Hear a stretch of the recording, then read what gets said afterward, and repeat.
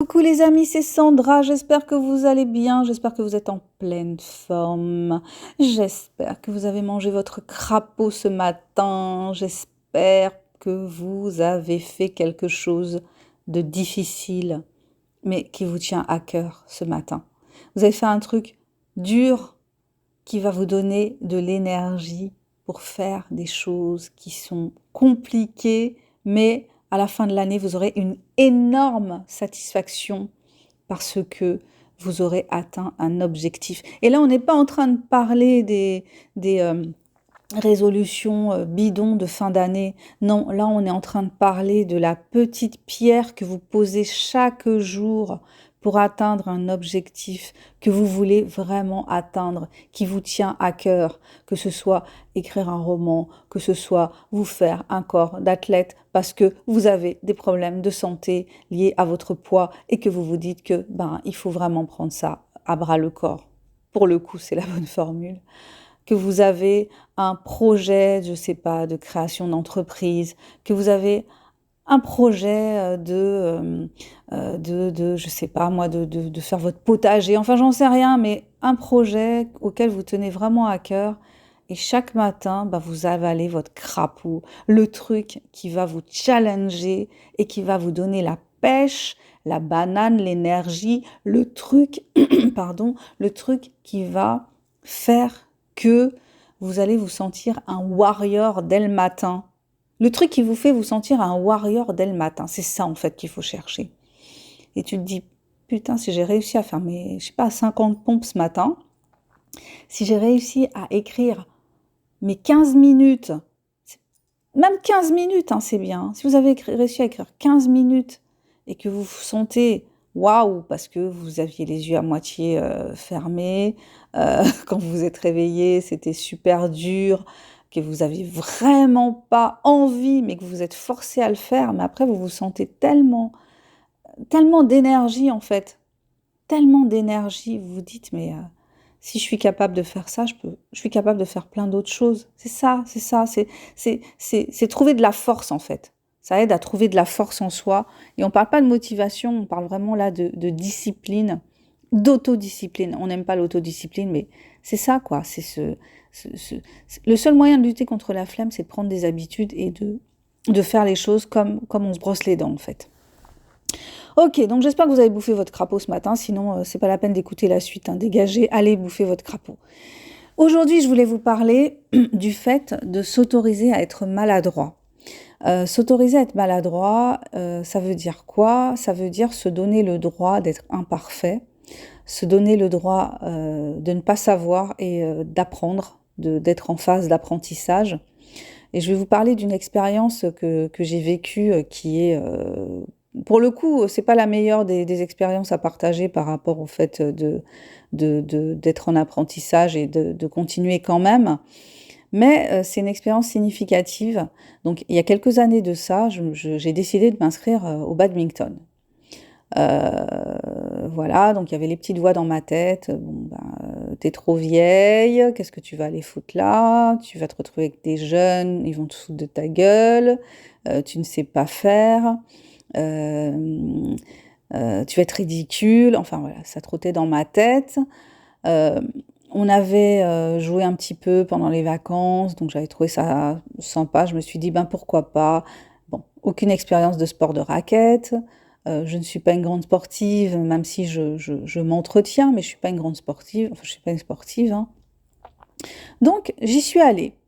J'y suis allée et ce qui devait arriver est arrivé, hein. Je me suis sentie ridicule, je me suis sentie nulle, je me suis sentie stupide. euh, pff, C'était atroce, enfin voilà, se voir nulle sous le regard des autres.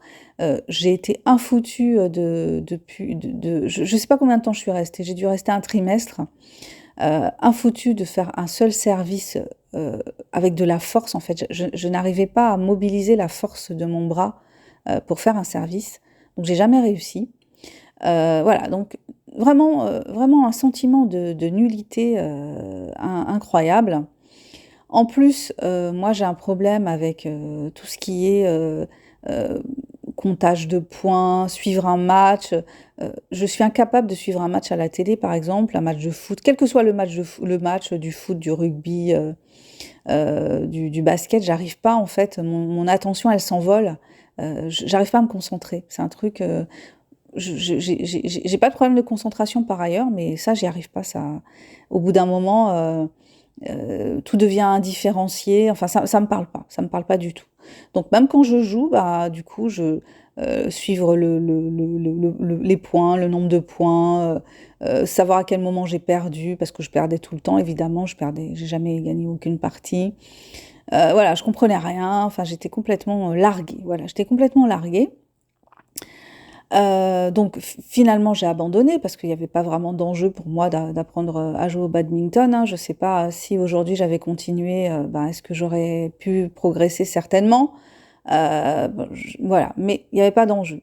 Mais tout ça pour vous dire que le sentiment de me sentir, le sentiment d'être maladroite et le fait de m'être autorisée à aller faire un truc, euh, essayer, voilà, d'essayer quelque chose, euh, j'ai trouvé que c'était ce que je retire de cette expérience-là, c'est ça, c'est que j'ai essayé de le faire. Je l'ai fait. Bon, je me suis sentie nulle. J'ai jamais réussi à atteindre.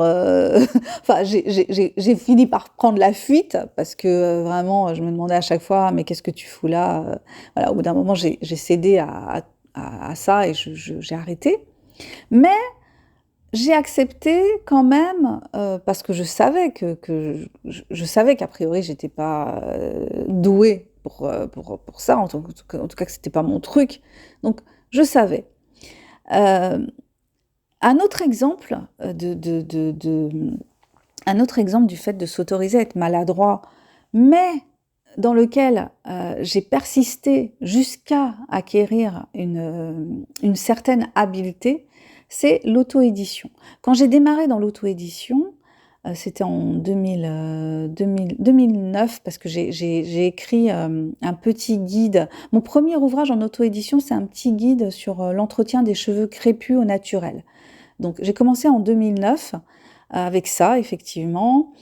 Et puis en 2011, j'ai écrit mon premier roman. J'ai publié en auto-édition mon premier roman.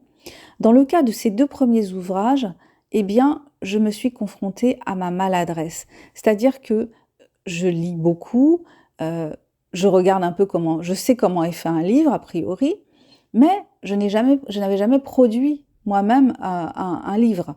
Donc j'ai fait plein d'erreurs de mise en page.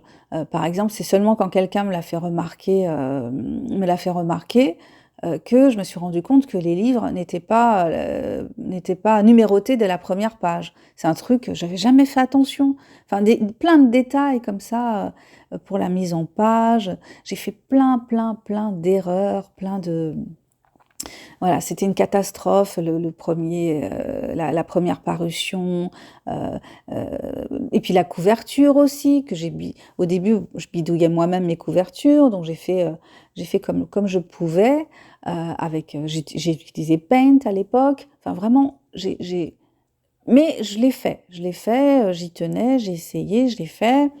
Après, quand ça a été possible, hein, j'ai eu recours au service d'un graphiste, mais ce que je trouvais intéressant dans cette expérience-là, c'est qu'il y avait le petit côté, c'est moi qui l'ai fait en fait. C'est moi qui l'ai fait et je me suis donné du mal pour le faire. C'était difficile, c'était compliqué, mais je l'ai fait, j'ai réussi à le faire.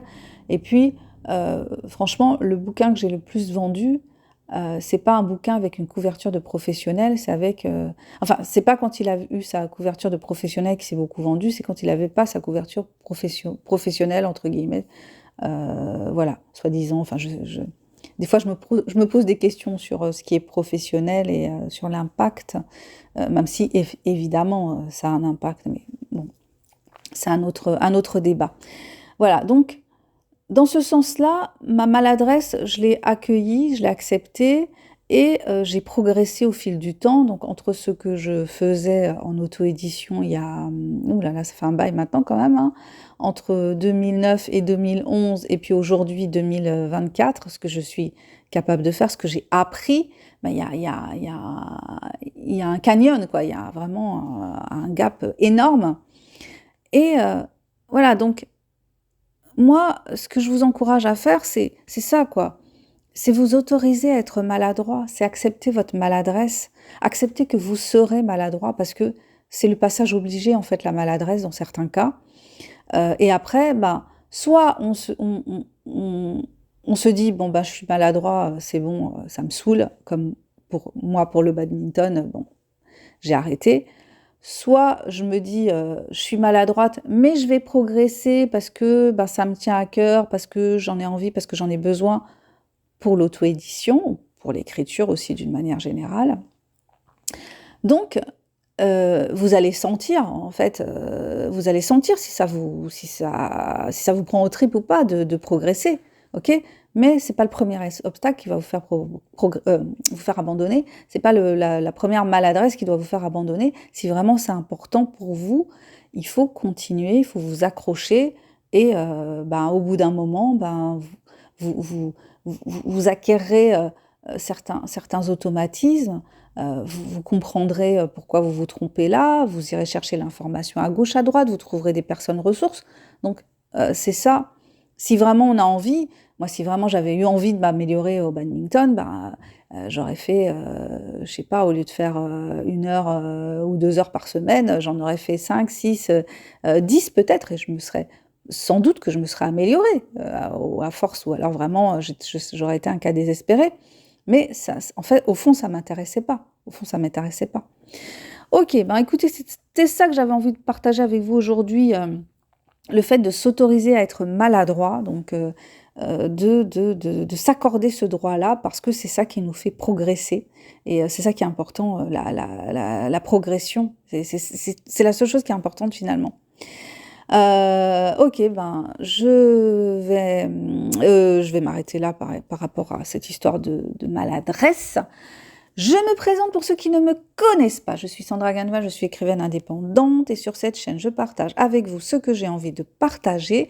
Si ce que je vous ai dit sur la maladresse vous a intéressé, abonnez-vous pour que je partage avec vous mes petites réflexions du jour. Donc abonnez-vous, activez la cloche pour être averti des prochaines parutions. Je vous propose de découvrir mes livres qui sont tous sur la plateforme Amazon en version papier et en version numérique. Vous trouverez également sur cette chaîne des formations pour les personnes qui ont ce rêve d'écrire des romans, mais qui sont bloquées, qui sont coincées, qui n'arrivent pas à se lancer. Une formation pour trouver la motivation. Alors moi, je dirais plutôt aujourd'hui les habitudes, hein, trouver vos habitudes d'écriture. Donc la motivation pour écrire le roman qui sommeille dans votre cœur et le laisser s'épanouir et le laisser sortir. J'ai également fait un atelier, un super atelier pour vous aider à lever vos blocages par rapport à l'écriture. Et tout récemment, j'ai fait une masterclass, une magnifique, extraordinaire, formidable masterclass pour les personnes qui ont envie d'écrire un roman rose et qui n'arrivent pas à se lancer. Voilà, plein de conseils, plein d'idées, hein, c'est gratos, alors profitez-en. Et puis, je démarre une nouvelle carrière dans le domaine du coaching en alimentation. Donc j'accompagne les personnes qui ont des troubles du comportement alimentaire ou qui veulent perdre du poids, mais qui ont essayé plein de méthodes, qui n'y arrivent pas. Eh bien, si vous avez envie qu'on travaille ensemble de manière vraiment individualisée, personnalisée, avec une approche axée sur l'écoute, sur la psychologie, sur le travail justement sur les habitudes alimentaires, n'hésitez pas à me contacter. Je suis en recherche de cobayes parce que je suis en train de me former. Donc j'ai besoin de personnes qui acceptent de travailler avec moi. Mais voilà, pour le moment, je ne me fais pas rémunérer. Donc allez-y, hein, vraiment, moi, ça m'intéresse énormément d'avoir de me faire la main, en fait, en quelque sorte. Ok, donc Je vous remercie de votre soutien, je vous remercie de votre présence. Je vous souhaite le meilleur, tout comme je me souhaite le meilleur. Je vous envoie plein de bonnes énergies. Je vous invite à bouffer votre crapaud si vous ne l'avez pas encore fait. Et puis, on se retrouve demain pour la prochaine vidéo, le prochain podcast, selon que mon micro arrête de grésiller, selon la balade que j'aurai faite. Enfin bref, on se retrouve demain. Bisous, bye bye.